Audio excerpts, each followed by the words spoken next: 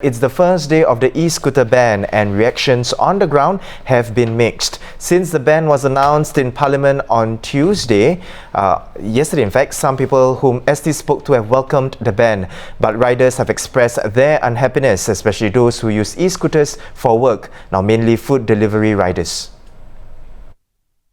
Food delivery provider GrabFood has told customers to be prepared for longer waits and having their orders cancelled. More than a third of its delivery riders rely on e-scooters to carry out their jobs.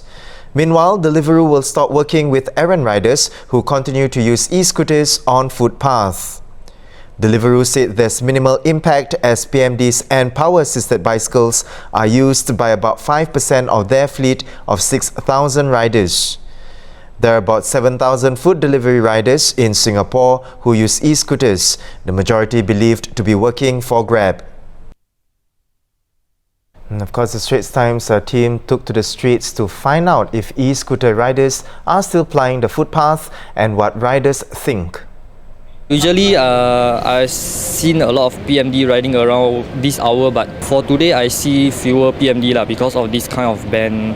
Really very angry. We also never do anything wrong. It's not everyone is in the fault. Yeah, the LTAs have been all around the area. I mean, traffic junctions, they have been standing there, telling us to push the scooter. Actually, all of the people that I've been delivered to, they ask me to stop riding. They say cannot this, they cannot that. It's not really convenient for us to push all the way. Sometimes we have to carry the food. It's not say that it's very light. It's very heavy. Some place to have footpath and PCN one. We all can't cut through. Not all riders are really anyhow riding or speed, all these kind of things. You all want to catch, you catch those that is really speeding and then cause problem. Some of us, our leg injured, all this kind of thing, or got injury, that's why you cannot get a normal job. And then you are destroying our rice bowl. I believe that footpath is meant for walking and stuff like that. But the thing is, for people, I ask working adults who need to support a family, they should come to a consensus like maybe a special license for the PMD or food deliveries. We only want to make a living. So I think this rule is a bit too harsh for the PMD riders. It's really an overnight queue. Now we have journalist Toh Ting Wei, who was part of the team, with us right here to tell us more. Welcome, Ting Wei. Now, Ting Wei, you followed LTA officers on the streets as they gave verbal warnings to errant riders. How is the situation on the ground? Are there still e-scooter riders on the footpath? Okay, so just to clarify first, we didn't really follow LTA officers because they were just doing their jobs. Then we were just observing them from a distance because we can't really affect them doing their jobs. Right. But in terms of the situation on the ground, I would say it was in a way surprisingly quiet. Granted, it was raining this morning, but we were at the Jurong East area in front of J-Cube from 10 to 12. So during that period, we only spotted one e-scooter rider who was riding out on the footpath. So usually the area, I think it has been previously identified as a hotspot where potential offences involving e-scooters and maybe electric bikes takes place. That's why they deployed their officers there. But this morning, it was really quite quiet. So even though the officers, there were several of them, they had flyers to tell people these are the new areas that you can't go to and such. They could only hand it out to one e-scooter user.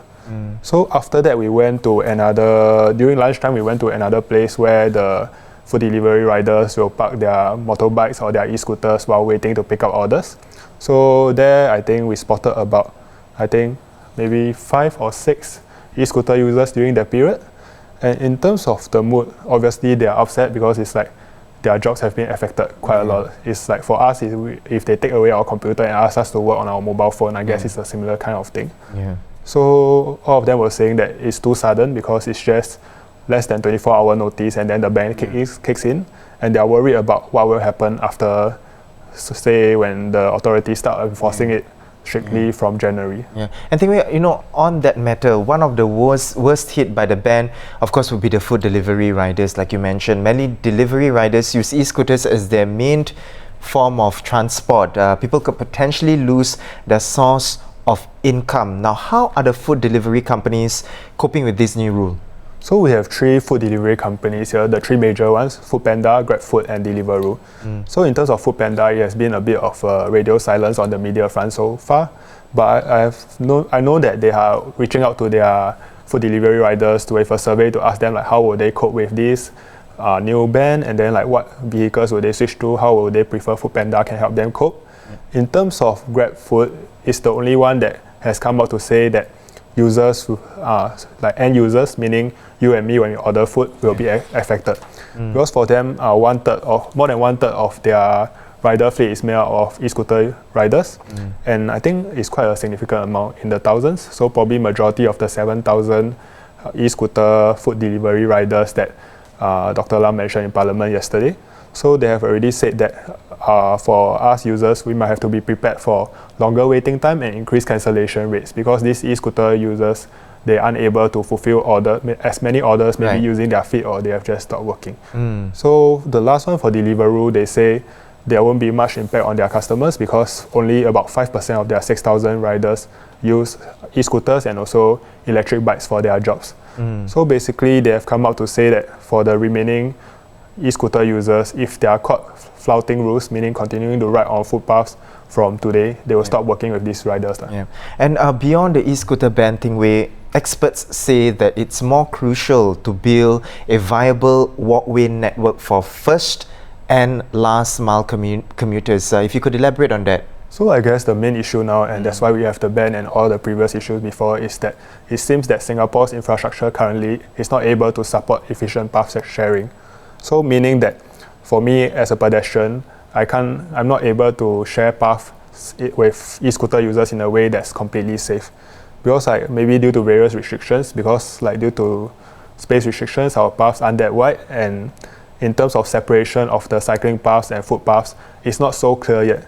I mean, if you look at it, sometimes you can get the idea, but some people might not be able to tell when is the clear distinction, because it's quite often you see people just walking onto cycling paths even though they have their own sort of footpaths beside it.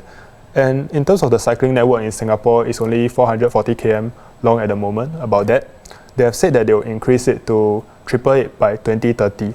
But when you look at it in the context of the footpaths in Singapore, which is 5,500 km, it's still a tiny fraction even after tripling it. So looking at it, I think when the experts talk about this, they are talking about how we need to build more paths, we need to make the separation of the paths clearer and make it wider.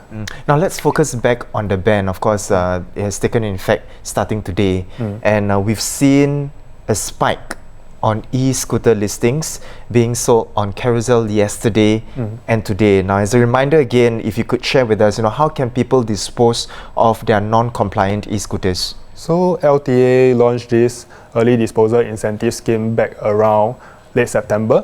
So how it works is that basically the incentives are for people who have registered their e-scooters. So how it works is you go onto this website set up by LTA, and I think it's you log in using your SingPass, and then after that you submit an application to dispose of your e-scooter.